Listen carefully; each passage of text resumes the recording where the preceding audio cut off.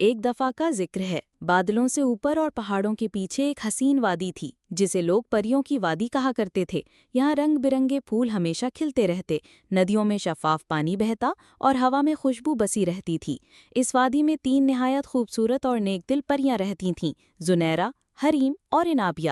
ہر پری کے پاس ایک خاص جانور دوست تھا جو نہ صرف اس کے ساتھ کھیلتا بلکہ مشکل وقت میں اس کی مدد بھی کرتا۔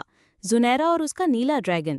زنیرہ ایک نہایت بہادر پری تھی، اس کے لمبے سنہری بال اور نیلی آنکھیں تھیں، وہ ہمیشہ آسمان کی وسعتوں کو دیکھ کر خوابوں میں کھو جاتی۔ زنیرہ کا سب سے قیمتی دوست ایک ننھا سا نیلا ڈریگن تھا جس کا نام اس نے زارو رکھا تھا۔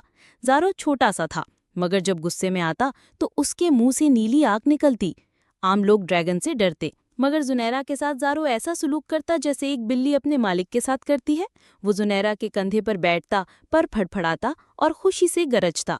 زارو کی خاص بات یہ تھی کہ وہ اندھیری رات میں روشنی پھیلا سکتا تھا۔ جب کبھی وادی میں بادل چھا جاتے اور چاند چھپ جاتا تو زنیرہ اور زارو آسمان کو روشن کر دیتے۔ اسی وجہ سے سب پریاں زنیرہ کو روشنی کی پری کہا کرتی تھیں۔ حریم اور اس کا گلابی خرگوش۔ دوسری پری حریم نہایت نرم دل اور ہنس مکھ تھی، وہ پھولوں اور تتلیوں میں کھیلنا پسند کرتی۔ حریم کے ساتھ ہمیشہ ایک جادوئی گلابی خرگوش رہتا جس کا نام گلو تھا۔ گلو کے کان لمبے لمبے تھے اور جب وہ دوڑتا تو پھولوں کی خوشبو ہوا میں بکھر جاتی۔ گلو صرف خرگوش ہی نہیں تھا بلکہ وہ زمین کے نیچے سرنگیں بنا کر چھپے ہوئے خزانے بھی ڈھونڈ سکتا تھا۔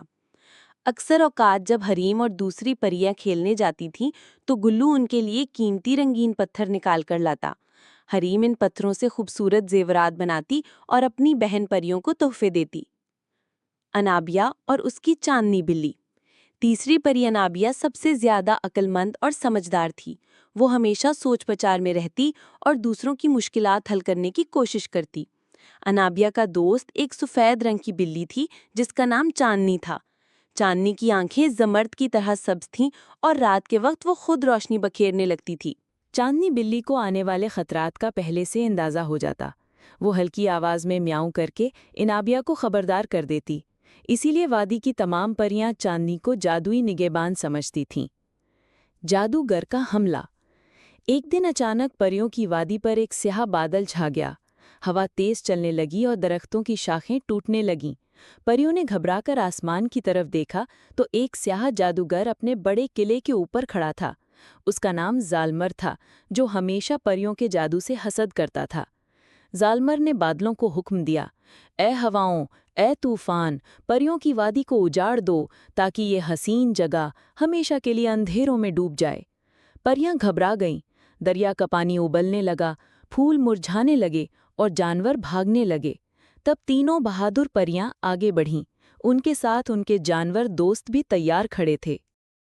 سب سے پہلے زنیرہ اور اس کا ڈریگن زارو آسمان کی طرف اڑے۔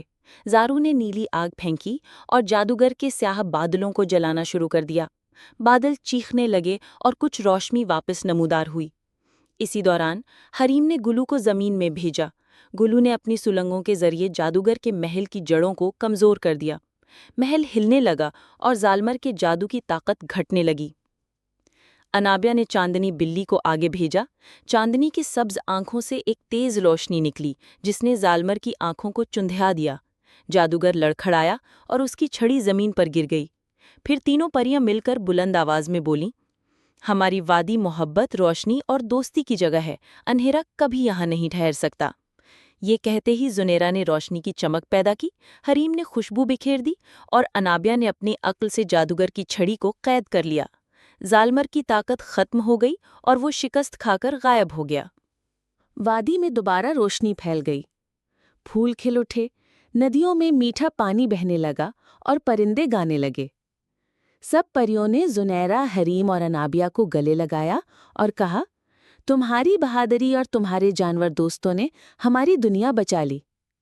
اس دن کے بعد وادی میں ہر سال ایک بڑا جشن منایا جانے لگا جسے دوستی کا دن کہا جاتا۔ اس دن پریاں اپنے پالتو جانوروں کے ساتھ کھیلتیں، ناچتیں اور خوشیاں مناتی تھیں۔